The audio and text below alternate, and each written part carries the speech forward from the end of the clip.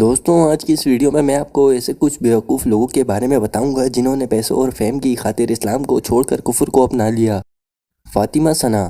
دوستوں، اگر آپ نے عامر خان کی مووی دنگل دیکھی ہے تو آپ اس ایکٹریس کو تو ضرور جانتے ہوں گے۔ اس کا نام فاطمہ ہے اور اس کی عمر 30 سال ہے۔ یہ لڑکی ایک کشمیری گھرانے میں پیدا ہوئی تھی اور اس کی والدہ مسلمان تھیں۔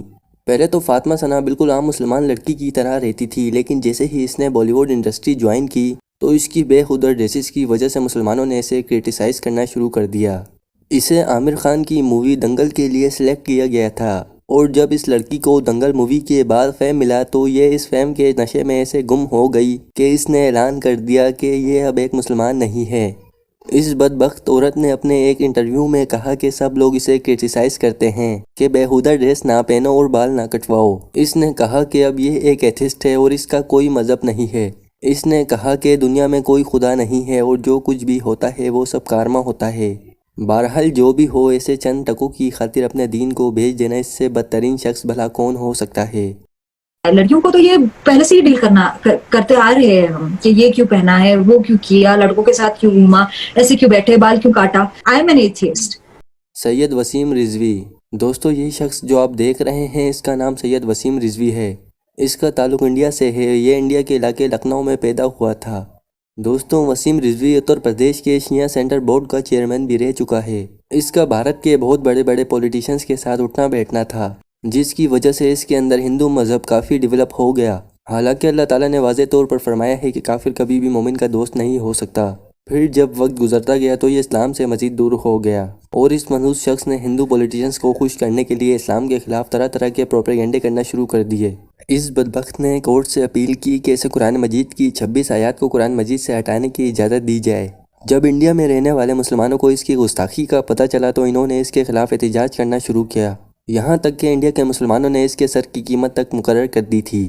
جب اس گنہگار نے دیکھا کہ مصیبت اس کے سر پر منڈلا رہی ہے تو اس نے انڈیا کے علاقے غازی آباد کے مندر میں ایک کمیٹی جمع کی، اور اس وقت یہ باقاعدہ طور پر مسلمان سے ہندو مذہب میں کنورٹ ہو گیا۔ اس نے ایسا اس لیے کیا تاکہ مسلمان اسے کوئی نقصان نہ پہنچا سکے اور ہندو اسے بچا لیں۔ اس نے مندر میں آگ اور بتوں کی پوجا کی اور دنیا کو بتایا کہ یہ ہندو مذہب تسلیم کر چکا ہے اور اب یہ ایک ہندو ہے۔ اس بدترین انسان نے ہندو بننے کے بعد اپنا نام جتیندر سنگھ دیاکی رکھ لیا۔ اگر دیکھا جائے تو کسی مسلمان شخص کے ہندو مذہب میں کنورٹ ہونے سے بڑی بدبختی اور بھلا کیا ہو سکتی ہے۔ دوستوں، آپ سب میں سے زیادہ تر لوگ زین ملک کے بارے میں تو جانتے ہی ہوں گے۔ یہ ایک بہت ہی فیمس برٹش سنگر ہے۔ اس کی پیدائش 12 جنوری 1993 میں ہوئی تھی۔ دراصل اس کا والد یاسر ملک ایک پاکستانی رہائشی تھا اور اس نے ایک برٹش لڑکی کو مسلمان کر کے اس سے شادی کی تھی۔ اگر زین کی تعلیمات کے بارے میں بات کی جائے تو اس کے والد نے اسے اسلامی تعلیمات کے مطابق پروان چڑھایا تھا اور اسے قرآن مجید کی تعلیم بھی دی گئی تھی، لیکن زین اس عالیشان مذہب کے لائق ہی نہیں تھا۔ اس کا اٹھنا بیٹھنا یہودیوں کے ساتھ تھا اور وہ جو کچھ بھی کرتے تھے وہ اسے ٹھیک لگتا تھا۔ آہستہ آہستہ زین سنگنگ کا پیشہ اختیار کر بیٹھا اور اسے فیم ملنا اسٹارٹ ہو گیا۔ پھر اس کا دل اور ذہن دونوں ہی اسلام سے دور ہو چکے تھے۔ پھر ایک بار زین نے برٹش فیشن میگزین کو انٹرویو دیتے ہوئے بتایا کہ اب یہ مسلمان نہیں رہا بلکہ ایک ایتھسٹ بن چکا ہے جس کا کوئی مذہب نہیں ہوتا۔ یہ پیسے اور شہرت کے نشے میں اتنا مغرور ہو چکا ہے کہ اسے دین اسلام کی ساری تعلیمات بھول گئی ہیں۔ پہلے تو زین دنیا کے خوبصورت ترین لڑکوں میں سے ایک تھا، لیکن اب اس نے اپنے جسم پر ٹیٹوز بنوا لیے ہیں اور اب یہ بالکل بھی خوبصورت نہیں لگتا اور نہ ہی اب یہ مسلمان لگتا ہے۔ صرف اتنا ہی نہیں بلکہ ایک امریکن لڑکی کے ساتھ بنا شادی کے 6 سال سے زندگی گزار رہا ہے اور ان دونوں کی ایک بیٹی بھی ہے۔ زین کے بارے میں یہ کہنا غلط نہیں ہوگا کہ یہ وہ بدبخت ہے جس نے اپنے ہی ہاتھوں سے جہنم کو تسلیم کر لیا۔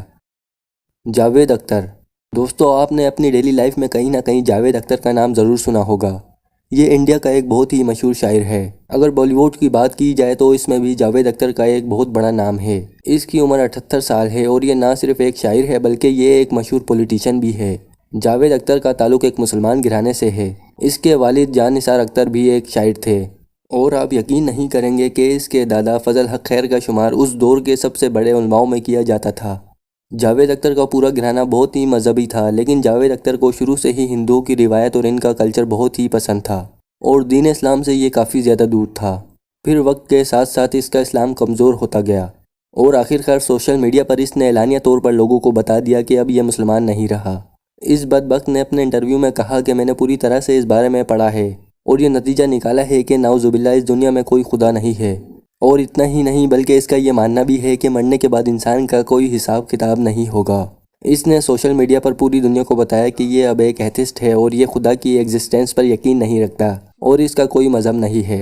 लेकिन इसकी आदतें और हरकतें देखकर साफ जाहिर होता है कि ये एक हिंदू है। इवन ये हर वक्त भारत और भारतीय लीडर्स के नारे भी लगाता है। बहरहाल दोस्तों, इससे ज़्यादा बदबख्त इंसान और भला क्या हो सकता है। दिले दिलशान। दोस्तों, ये शख्स जो आप देख रहे हैं ये एक श्रीलंकन क्रिकेटर है।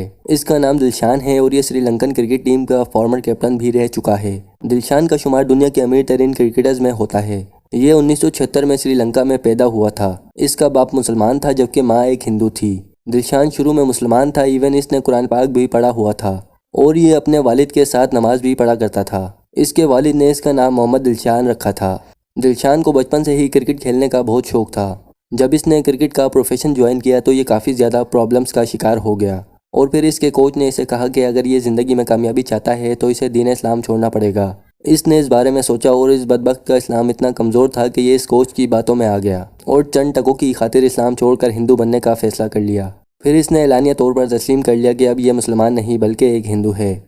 इसके पास पैसा तो बहुत आ गया मगर ये इतना बदकिस्मत है कि अल्लाह ताला ने इससे मुसलमान होने का हक छीन लिया और ये अब हमेशा काफिर रहेगा। दोस्तों, उम्मीद करता हूँ कि वीडियो अच्छी लगी होगी तो वीडियो को ज़रूर लाइक करें और हमारे चैनल को सब्सक्राइब करें ताकि और इंटरेस्टिंग वीडियोस आप तक पहुँच सकें।